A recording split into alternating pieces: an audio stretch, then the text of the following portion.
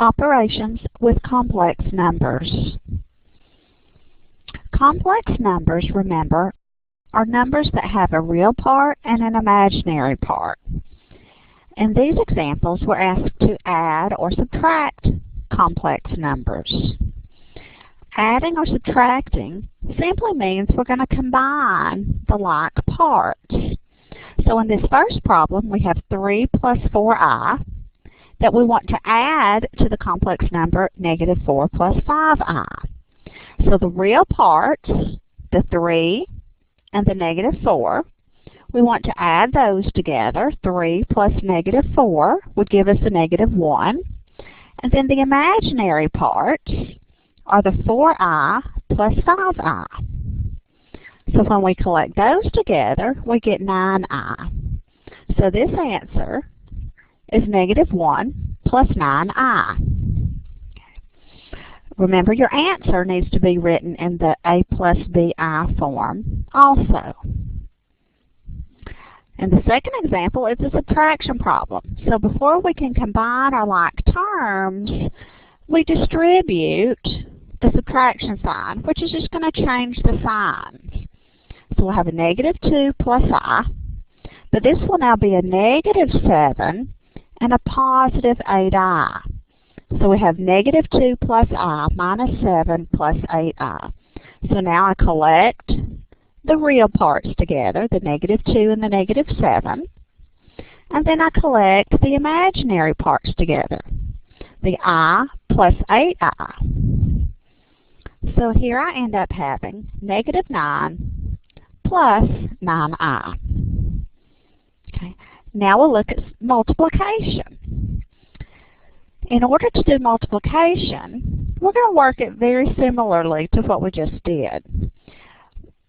Here we have two numbers that actually are not even in their complex form yet. So the first thing we need to do is change the square root of negative 49 to 7i, and the square root of negative 4 to 2i. So that means I'm multiplying a 7i by a 2i. So here, treat this I like it's a variable. 7 times 2 would be 14. I times I is I squared. But remember that I squared is negative 1. So here what we really have is 14 times a negative 1. So our answer here is a negative 14. Now we have to be real careful. Anytime you have I to a power, we can't leave it like that. We've got to simplify it down. Remember that I is the square root of negative 1. So anytime you have an I squared, it's going to be the square root of negative 1 squared. So the square root of negative 1 squared is, of course, negative 1. So anytime you're multiplying, if you end up with an I squared in your answer, you're going to change that to a negative 1. So let's do this over here. This looks like a problem where we would do FOIL. So let's do that. 2 times negative 5 would be negative 10. The outer step would be 2 times I. The inner step would be the negative 3i times negative 5. And the last step would be negative 3i times I.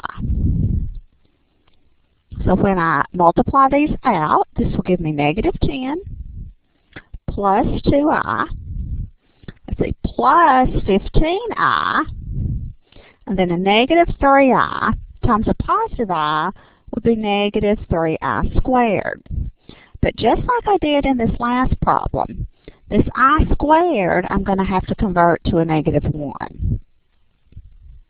So I have negative 10. I can go ahead and collect these i's together. 2i plus 15i would be plus 17i. And then this is going to be negative 3 times a negative 1, so that's plus 3. So collecting my like terms, I end up with negative 7 plus 17i. We have one more operation to look at, which is division. Because I it really represents a square root, we never want to leave an answer with an I in the denominator like this. So what we have to do is rationalize the denominator. We do that by multiplying the expression in the numerator and in the denominator by the conjugate of the denominator. You find the conjugate simply by changing the sign in front of the imaginary term. So here, I have 4 minus 6i over 5i. I want to get rid of the I in the denominator, so I need to multiply this by, down here, the conjugate. So instead of a positive 5i, I'm going to multiply it by a negative 5i. Now, to keep the value the same, I have to do it in the numerator and in the denominator. So this would give me a negative 5i times 4 minus 6i. So I need to distribute that, which would give me negative 20i. Then the negative 5i times negative 6i would be plus 30i squared, which is going to be the 30 times I squared really means 30 times negative 1. So I have a negative 30 minus 20i. Now in the denominator, I'm going to have negative 25i squared. But the I squared, again, is negative 1. So negative 25 times negative 1 is 25. So this becomes negative 30 minus 20i over 25. Now when we're doing divisions, we always want to be sure we take this answer and get it in its simplest form. So I'm going to take my negative 30 over 25. I'm going to put each one over that denominator. Minus 20 over 25i. And then I can simplify each fraction.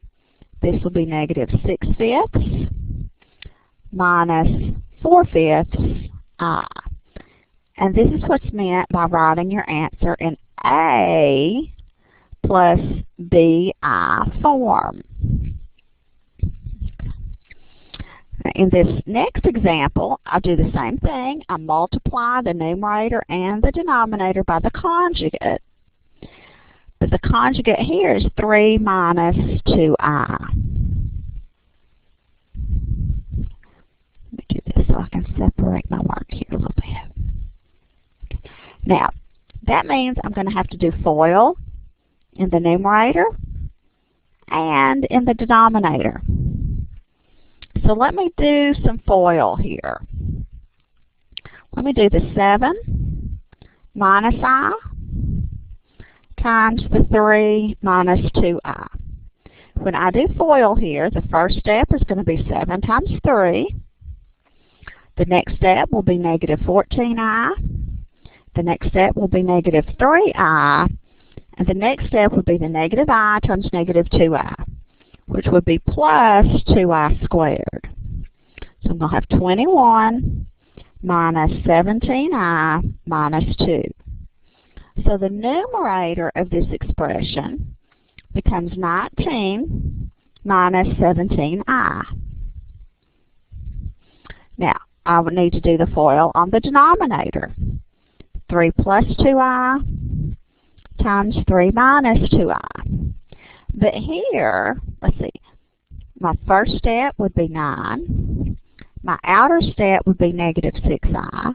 My inner step would be plus 6i. And the last step would be negative 4i squared. So the middle terms, the I terms, end up canceling away. So I have 9 minus 4i squared becomes 9 plus 4. So my denominator here is 13.